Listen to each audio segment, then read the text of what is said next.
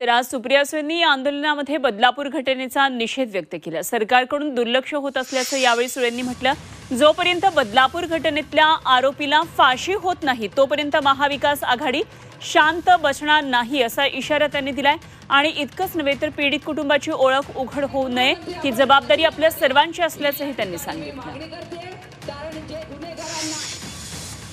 राज्यातल्या कुठल्याही लेकीवर अन्याय होऊ देणार नाही ही जबाबदारी आपण सगळे घेऊया।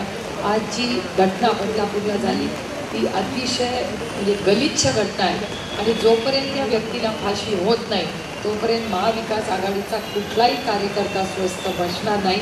आपल्या लेकी आहेत त्यांच्या कुटुंबाचं नाव किंवा ओळख कुठेही बाहेर आलेली नाही आणि माझी सगळे कार्यकर्त्यांनाही विनंती आहे की गडबडीने हाऊस व्हिजिट्स करू नका, कारण का त्यांची ओळख कधीही बाहेर येता कामा नये।